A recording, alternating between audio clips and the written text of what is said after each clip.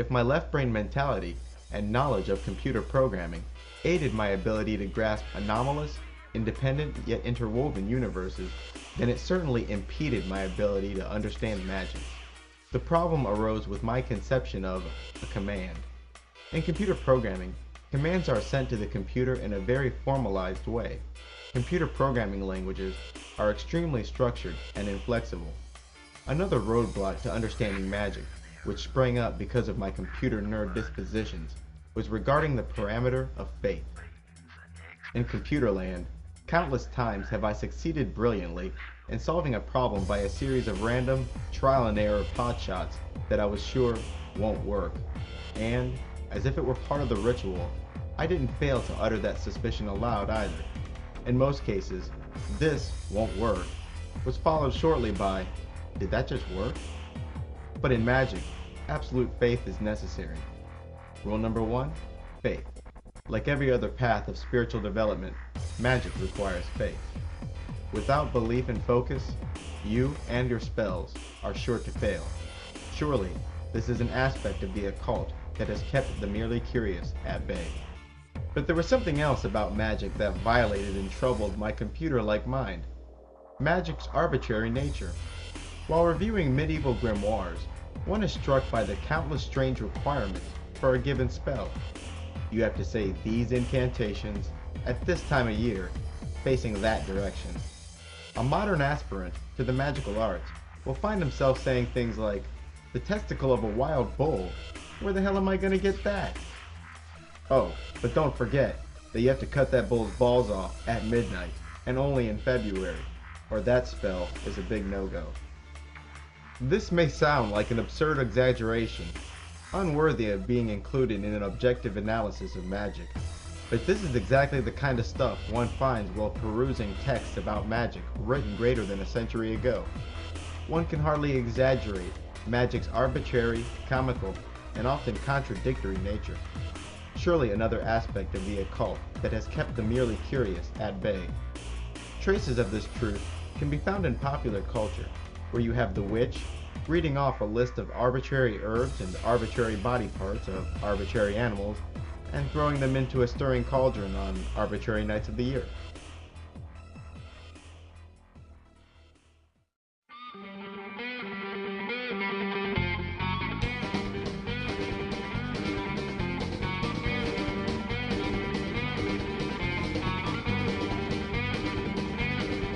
Ain't life hard when you got a dream?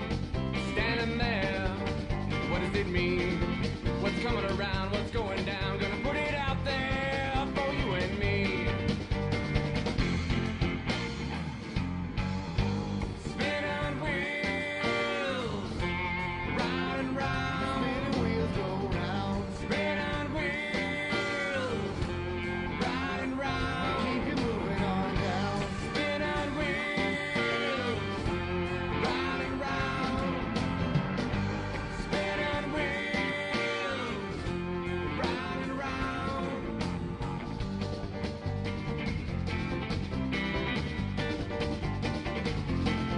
We got the jam, it's time to act up, stand up, do what we can. Gonna let that soul and spirit fly. So won't you please step aside as these spinning wheels, spinning wheels, round and round. Spinning wheels go round. Spinning wheels, round and round. Keep you moving on down. Spinning wheels. Who came up with these rules? And who enforces my command when the recipe is executed properly? Because these are the questions that would occur first to a programmer. Who or what is the program that enforces my will once the spell has executed properly? Why does this program respond to my commands at all? And who the hell was looking over my shoulder to make sure I crept upon that bull on a February night? My feet sporting top-of-the-line running shoes, my trembling hands wielding a knife, and my eyes blazing with emasculating menace. This force looking over my shoulder and executing my commands, I'll call the magical program. If one delves into only a couple books about magic and the occult, they come away believing that magic is terribly inflexible. These rules, as arbitrary as they may be, are still rules, but in truth, there are nearly countless ways of achieving the same goals in magic.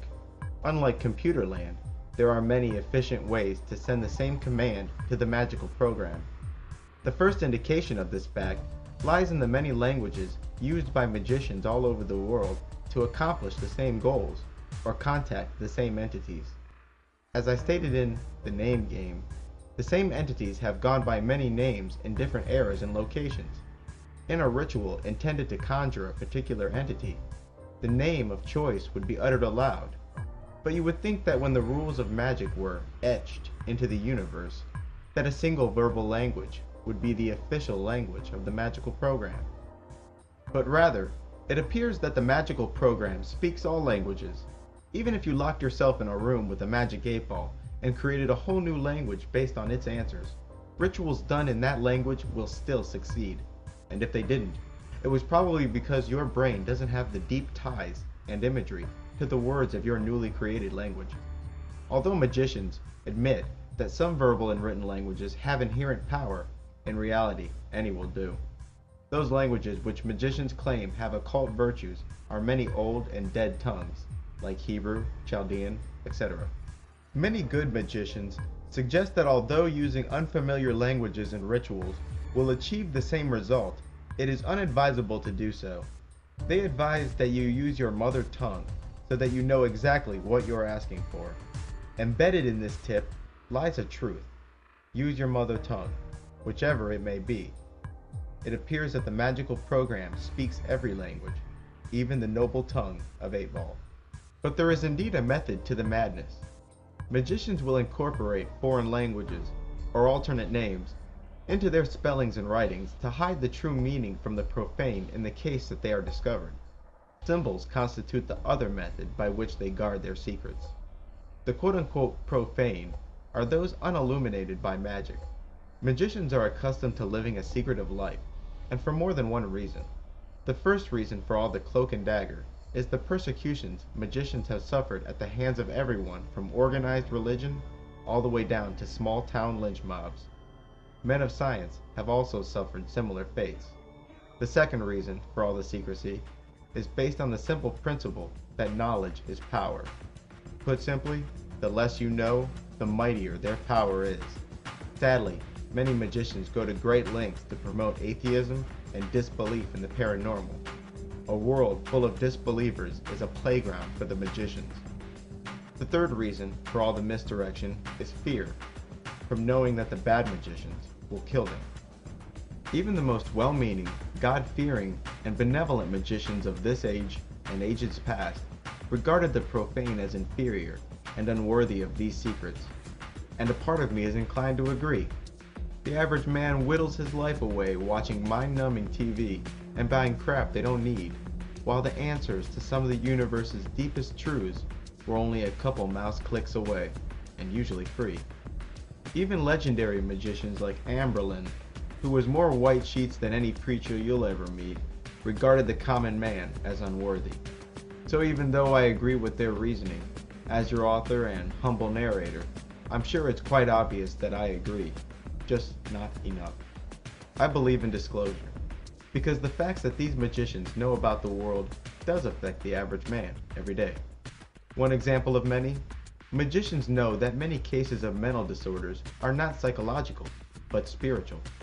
Still, they promote the psychological assertions of men like Freud and Darwin, who they know to be wrong, and having us popping antidepressants that they know won't work, and perhaps opening our mind up to even more spiritual influence.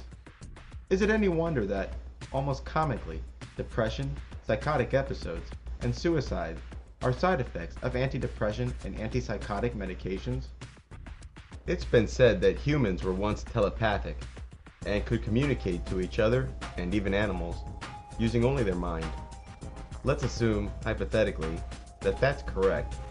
If a human and animal could in any way perceive each other's thoughts, then there must be a universal language by which concepts and images are conveyed. This universal language is so universal that even the animals speak it. So perhaps the magical program accepts commands by listening to the thoughts and intentions of the magician. Still, there must be something else that the magical program requires to constitute a magical command. Everyone has called out God, sometimes while doing the most horrendous things, and he failed to show up. Countless times have the words Satan and the devil been said aloud or contemplated on, and still he doesn't show. We all have will and desires, but what stops those everyday thoughts from becoming magical commands? The answer is ritual, visualization, and invocation. We all have ritual. Some smoke a cigarette the moment they wake up, some stumble to the coffee machine, and others head straight to the bathroom. Every day we engage in ritualistic behavior, but the difference between our rituals and the rituals of the magician is that ours are utilitarian, while theirs are symbolic. Ours are done to achieve a goal that needs achieving frequently, so we do them frequently, while in their rituals, the individual actions are symbolic of their intentions and represent an organized way to send commands to the magical program. The second major difference between our ritual and theirs is intense visualization. Often, while uttering the words of the ritual, the magician is intensely visualizing things like energy being drawn into him, sent out of him, drawn from high above, or using it to trace invisible symbols in the air. At the beginning of the ritual, the magician's imagination is essentially cleansed, where he begins to imagine everything in the world disappearing except that which he needs to complete the ritual at hand. The third difference regarding rituals involves invoking certain spirits to do certain jobs. While conducting a ritual, the priest will call upon higher forces, such as archangels, archdemons, angels, intelligences, and other ruling spirits to see to it that the priest's command is executed. The priest calls upon, or invokes, these higher forces by uttering their names aloud while visualizing them. And so, there it is. Symbolic ritual, corresponding visualizations, and invocations to the dominant spirits open the gate to the magical program. But if this be entirely true, then why must or should I do certain things on certain days? Had I spit into that toad's mouth after sunrise, would I be left with miasma? Why would a spirit care if it's a full moon or what day of the week it is? And then there's all these rules relative to my environment. My ritual circle bearing certain symbols, drawn on the floor relative to the points on the compass, my altar at its center. And who was the first to try all of this? And are they sane enough to take seriously? But hey, I'm not here to debunk, nor project an aura of disbelief with all my questions. I'm merely curious. And, of course, then came the time for me to actually start practicing magic. One can't study the occult without studying magic, and magic is something that's impossible to learn completely from afar. I can say, without exaggeration, that I've read at least 70 books about magic in an effort to study the occult from the outside. The ultra-curious like myself, having to read book after book about gaining new knowledge and powers, is as cruel as sending brochures for amusement parks to a kid laid up in the hospital. But I already had a couple things going for me, and I wasn't a newbie in the strictest sense.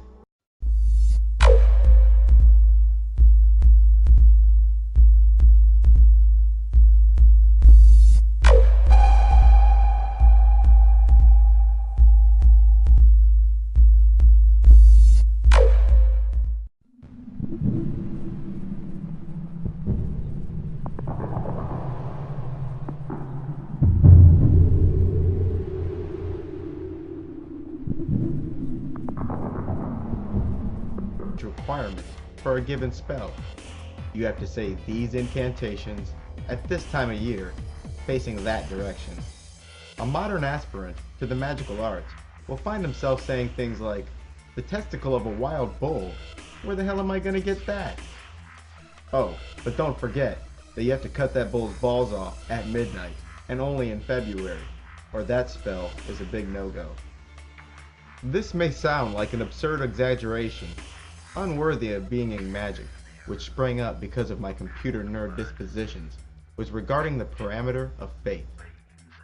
In computer land, countless times have I succeeded brilliantly in solving a problem by a series of random, trial and error potshots that I was sure won't work. And, as if it were part of the ritual, I didn't fail to utter that suspicion aloud either. In most cases, "this won't work" was followed shortly by, "did that just work?" But in magic, absolute faith is necessary. Rule number 1, faith. Like every other path of spiritual development, magic requires faith. Without belief and focus, you and your spells are sure to fail. Surely, this is an aspect of the occult that has kept the merely curious at bay. But there was something else about magic that violated and troubled my computer-like mind. Magic's arbitrary nature. While reviewing medieval grimoires, one is struck by the countless strange. If my left-brain mentality and knowledge of computer programming aided my ability to grasp anomalous, independent yet interwoven universes, then it certainly impeded my ability to understand magic. The problem arose with my conception of a command.